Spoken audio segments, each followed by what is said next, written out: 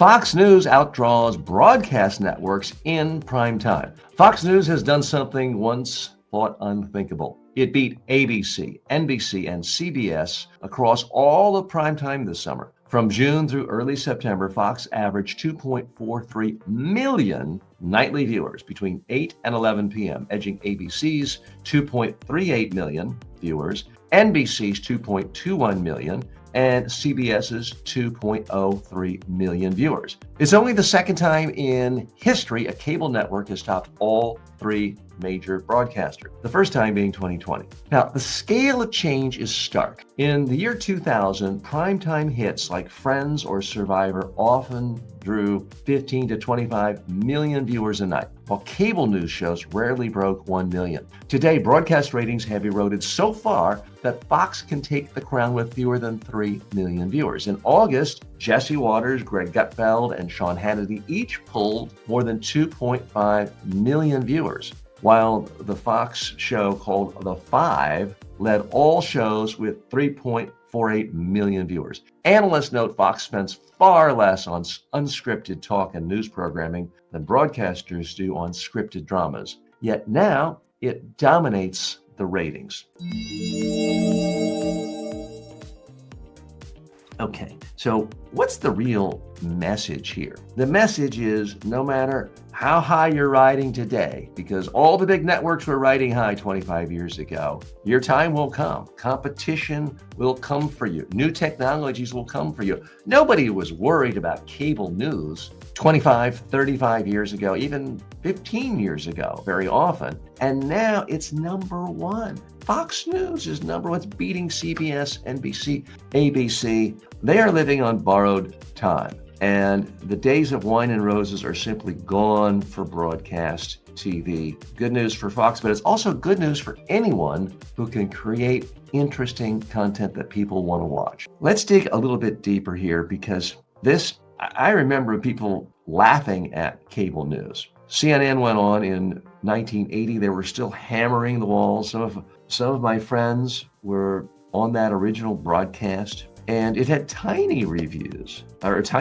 tiny reviews, it had tiny views, tiny numbers of viewers. And meanwhile, certainly back in 1980, you had shows getting 15, 20, 30. If it's a big show like MASH, and it had, 80 million viewers sometimes. Those days are long, long gone, because now there's this thing called not only the internet, cable TV, and a million ways that you can watch something. So it is fascinating to me that Fox News really did pull it off. I mean, I remember I was at a radio television host convention in Houston in 1995. And Alan Combs was over here, and Sean Hannity was there, and there were these whispers, hey, there's this new network, and we're going to be on it. And people thought, well, that sounds interesting. But no one really thought that here we are 30 years later, and it's destroying broadcast TV. The idea of, would you want to be on a cable show, or maybe do a one guest spot on Friends in terms of building fame, you would have wanted to go on Friends. Now, I mean, if you're on some CSI, confession, I don't even watch broadcast TV. So at some level, I'm part of the problem if you are a network TV executive. I don't even know how to get broadcast TV anymore. I only use streaming services and social media services like YouTube and Facebook. So that's the modern reality. And Fox, to its credit, realizes be a little bit different. Now, the way they're different quite often, and this is going to offend some of you, is they're not afraid to just lie. And they're not afraid to give their public what they want. So if their viewers want to hear that an election was rigged and the person who received the most votes did not receive the most votes, Fox tells them that. And they've figured out there's a third of the country that wants that. So in a country of 330 million people, you can basically get 100 million people to be predisposed to like your content if you're willing to say something completely different from everyone else, and to heck with the facts. That's their big strength. That's their big superpower. Now, if you have integrity, you may think, well, I can't do that. Hold on. I don't think the mission is lost. I do think you have to learn one thing from Fox, which is, how can you be different? And the problem all of the major broadcast networks have is they're not different. You look at a primetime sitcom, on NBC versus ABC versus CBS, or any kind of a movie of the week, or for that matter, a network newscast, it's all the same. And that's the problem. If your customers can't differentiate you, why are they going to seek you out? Fox News Channel, it was a brilliant mastermind, perhaps diabolical, from Rupert Murdoch and Roger Ailes. They said, we can be different. We can be like talk radio. They saw the power of talk radio, fueled by Rush Limbaugh, and said, if we just tell people who are conservative what they want to hear, we're going to have a potential a third of the country. And if we can get a third any night, we're in good shape.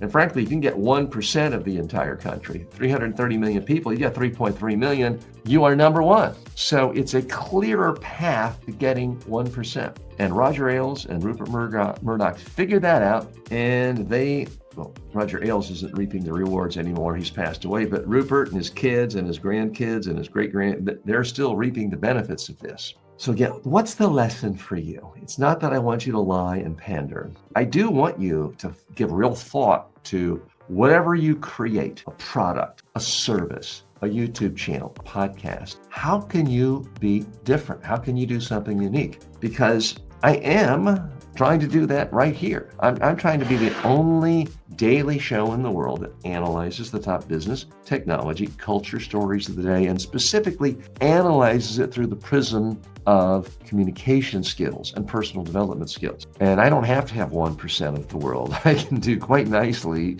with a fraction much smaller than that. But I do appreciate you watching. Thank you so much. And I'd love any feedback you have on how to make this even more useful to you. And frankly, how to make it stand out as more useful and different. So I do very much appreciate that. A couple more facts I do want to put out to you. This has happened before, interestingly enough. During the pandemic, Fox also was number one and beat all the broadcasters. So they were away from number one for a while, but still hugely profitable. Now, it's hard to tell because of the way these big media companies disclose earnings and revenues, but I have to think that Fox News Channel is also by far the most profitable TV network around, because these other networks, they just spend an absolute fortune. Part of it is they are hobbled by old regulatory rules back when there were only 3 TV networks, and they were just cash printing machines. Well, those days are long